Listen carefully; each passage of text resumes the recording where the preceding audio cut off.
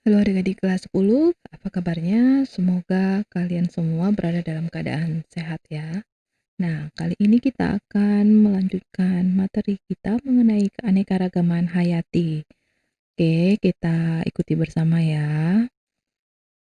Nah, keanekaragaman hayati itu dari istilahnya aja aneka ragam, berarti ada yang ya berbagai ragam, macam.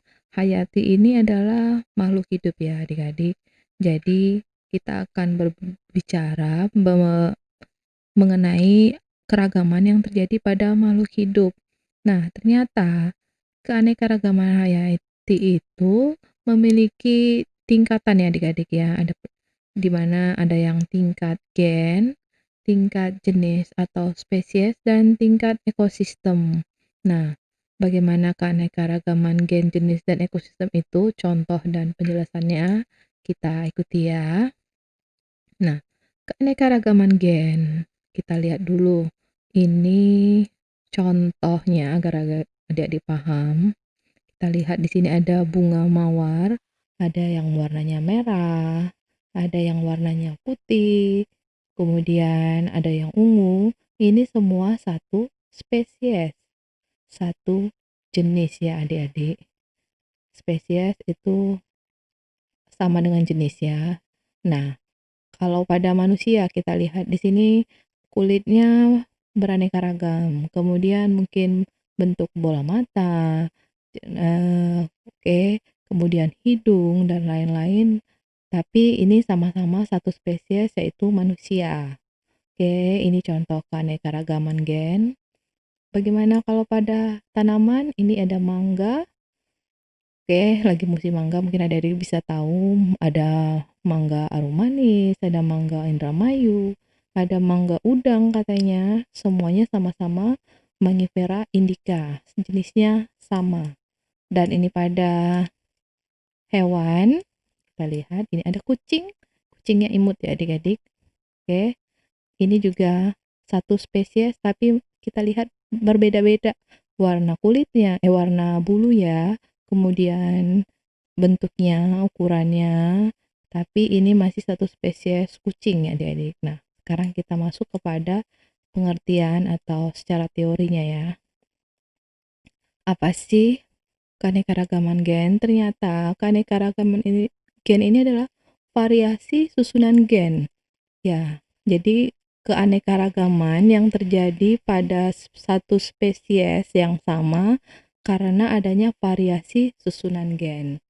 Jadi, adik-adik perlu ingat bahwa keanekaragaman gen ini terjadi pada spesies yang sama. Jadi, keanekaragaman terjadi akibat variasi susunan gen. Jadi, ada gen di sana. Nah, apa buktinya bahwa nanti itu satu spesies? Karena ternyata buktinya jika dikawinkan akan menghasilkan keturunan yang fertil atau subur. Nah, kalau bunga mawar ini masing-masing disilangkan, istilahnya dikawinkan, nah nanti akan dihasilkan bunga mawar yang baru yang juga bila disilangkan kembali akan menghasilkan anak mawar yang baru ya, yang juga subur atau fertil. Nah, itu artinya atau bukti bahwa makhluk hidup itu berada pada memiliki satu spesies yang sama ya adik-adik. Nah, kita lihat sebenarnya gen itu apa? Mengapa bisa menyebabkan keragaman? Nah, kalau kita lihat ternyata gen itu kan adalah faktor pembawa sifat keturunan. Gen berada di dalam kromosom. Nah, gampangnya aja gini. Kalian punya kakak atau adik. Nah, kalian lihat deh apakah warna kulit kalian sama dengan warna kulit kakak atau adik kalian, bentuk hidung, tinggi badan mungkin, atau jenis rambut, ada yang ikal atau lurus. Nah, kalian satu keluarga, orang tuanya sama, papa mama, tetapi kok bisa berbeda-beda, beraneka ragam dari yang kalian amati tadi, rambut dan kulit dan sebagainya. Ternyata karena perbedaan gennya, susunan gen ya. Jadi susunan gen, aduh malah kehapus sudah. Susunan gen adik-adik ya. Nah, mengapa bisa terjadi susunan gen yang mengalami perbedaan? Karena adanya proses perkawinan tadi. Jadi antara ayah dan ibu nanti disilangkan, satu ibu. Oke, nanti menghasilkan ya kalian, yang anak yang nanti beda-beda warna kulit dan lainnya. Nah, kita lihat kembali. Di sini ada istilah fenotip sama dengan genotip dan lingkungan. Nah, fenotip ini yang tadi misalnya kita lihat warna kulit misalnya lebih cerah atau putih, kemudian hidungnya mancung. Nah, ini adalah fenotip, berarti artinya sifat yang kita bisa lihat penampakannya istilahnya kalau dalam bahasa biologi. Nah, genotip ini gen, misalnya tadi kalau mancung M besar. Kalau kulitnya cerah misalnya putih. Ini istilah biologinya. Nah, faktor lingkungan. Bisa saja nih kalian sebenarnya punya genotip kalian kulitnya putih, tetapi kok ternyata setelah kalian SMA kok agak gelap. Nah, faktor lingkungan apa? Karena kalian sering beraktivitas di luar sehingga menjadi tampak kulitnya gelap. Misalnya gini ya. Kulit gelap. Nah, sebenarnya genotip kalian putih. Oke, P besar. Mengapa bisa menjadi gelap? Karena sering berjemur di luar, sering beraktivitas di luar. Jadi sering kena matahari jadi gelap.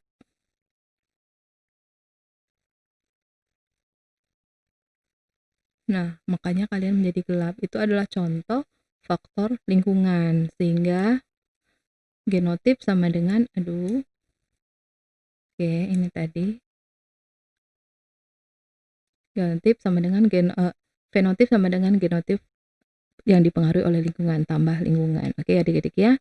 Jadi kalau nanti kita ada pertanyaan, mangga Indramayu, mangga Rumanis, mangga Gincu misalnya adalah contoh keanekaragaman jenis atau gen? Ya, benar ya, contoh dari keanekaragaman gen. Tunggu, kita berikan aja contoh, biasanya banyak pertanyaan ya. Jadi ini contoh dalam misalnya mangga Indramayu, mangga Harum Manis,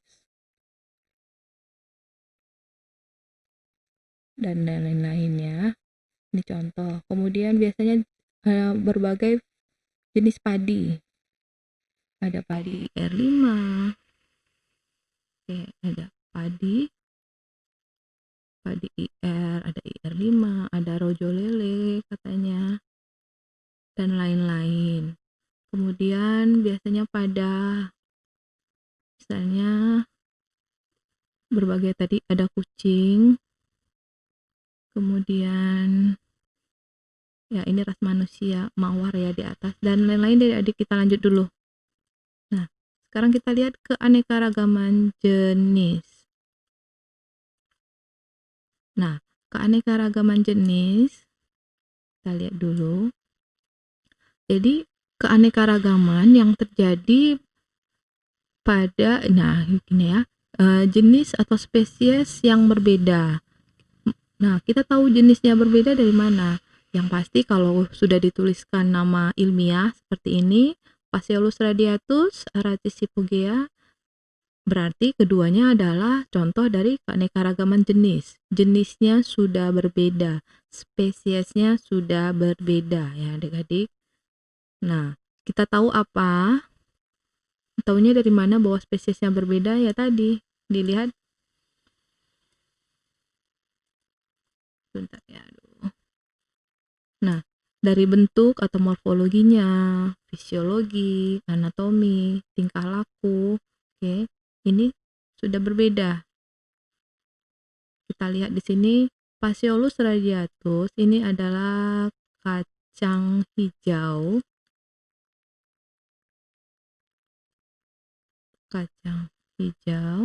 sementara ini adalah kacang tanah. Nah, kalau nama dalam bahasa Indonesia memang sepertinya kacang, sama-sama kacang. Seringkali kalian malah keliru berpikir bahwa kacang hijau, kacang tanah ini satu spesies. Ternyata salah ya adik-adik. Ini kacang hijau, kacang tanah, nama ilmiahnya sudah berbeda, berarti spesiesnya sudah berbeda. Nah, ini contoh gambarnya. Dari daunnya sudah berbeda. Ini daunnya kecil-kecil, ini daunnya besar untuk kacang hijau. Kemudian tadi lebar ya, lebih tinggi juga. Nah, ini kacang tanah seperti ini dan buahnya juga berbeda. Dan ini berada di dalam tanah. Kalau kacang hijau itu tidak di dalam tanah, tapi nanti di sini ya adik-adik ya, ada buahnya, ada sulur-tulurnya juga. Nah, itu kalau pada tanaman. Kalau pada hewan, nah lebih jelas lagi adik-adik. Kayak di sini, sebentar, tidak ada gambarnya, tapi kita bisa lihat. Jika dikawinkan, tidak dapat menghasilkan keturunan yang fertil. Nah, contohnya begini. Pernah dilakukan penelitian, ada kuda disilangkan dengan dikawinkan ya, dengan keledai. Nah, dihasilkan keturunan, ada anaknya, ada. Tapi jika anaknya ini nanti disilangkan dengan sesama anak kuda dan keledai, bentar ya.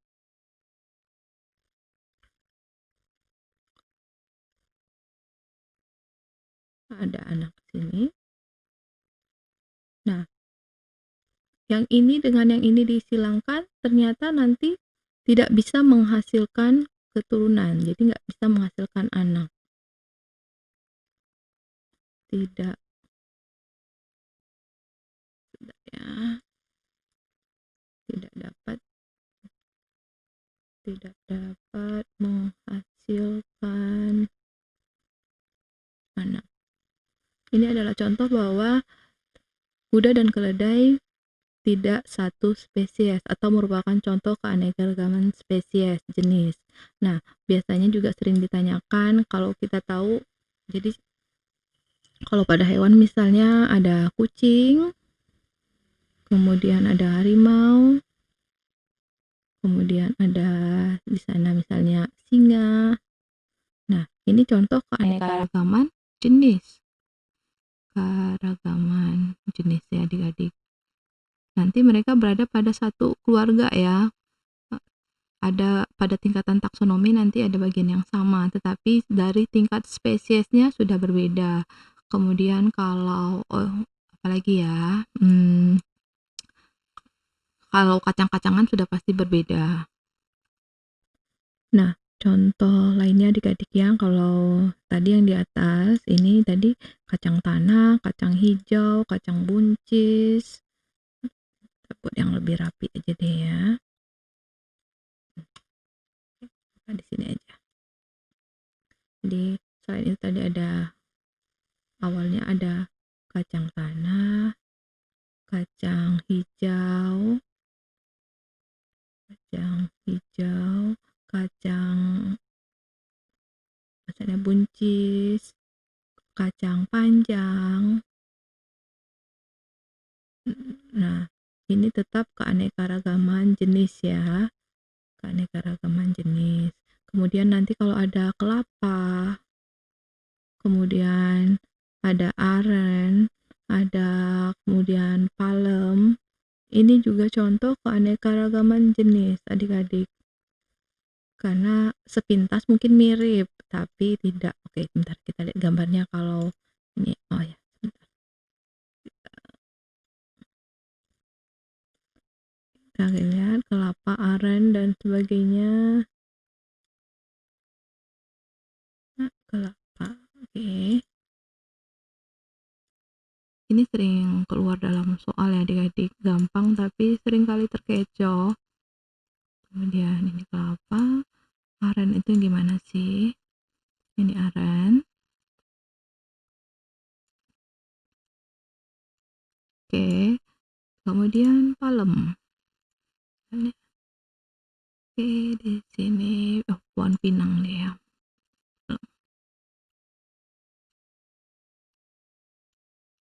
Pinang. Nah, familinya sama ya. Jadi keluarga palma. Nanti ini semua juga monokotil, tapi spesiesnya sudah berbeda. Makanya dia termasuk contoh dari keanekaragaman jenis ya adik-adik.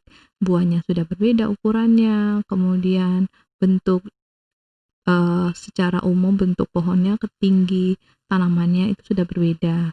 Nah, itu tadi contoh dari keanekaragaman jenis. Sekarang kita lanjut kepada keanekaragaman ekosistem, tingkat ekosistem. Kalau kita lihat di sini, kita lihat berbeda sekali. Ini hutan hujan tropis, kemudian ini di Afrika ya, jadi padang rumput. Kemudian ini contoh dari ekosistem air payau atau bakau. Nah, mengapa sih ekosistem ini bisa beraneka ragam? Ternyata karena komponen penyusun ekosistem ini juga bisa berbeda-beda. Jadi penyusun, komponen yang menyusun ekosistem itu berbeda. Nah, sehingga interaksi yang terjadi antara biotik dan abiotik nanti juga khas antara satu ekosistem dengan ekosistem yang lainnya. Nah, kita lihat dari gambar ini aja, kalau di sini hewan yang ada di sana akan berbeda dengan hewan yang ada di hutan yang seperti ini ya, hutan hujan tropis. Jarang sekali kita lihat, bukan jarang, malah tidak ada ya zebra di hutan hujan tropis. Apalagi di ekosistem payau atau bakau ini. Nah, ternyata awalnya karena perbedaan letak geografis adik-adik ya, makanya ekosistem menjadi berbeda-beda nanti karena tadi komponen biotiknya, abiotiknya dari temperatur sudah berbeda, curah hujan, kadar garam, kemudian pH dari tanah itu sendiri. Nah, intensitas cahaya matahari juga.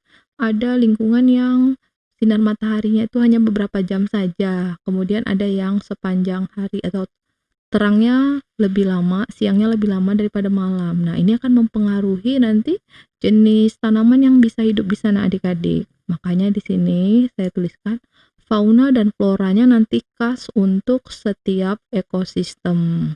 Nah, sampai di sini adik-adik paham ya, gampang kan mengenai keanekaragaman ekosistem.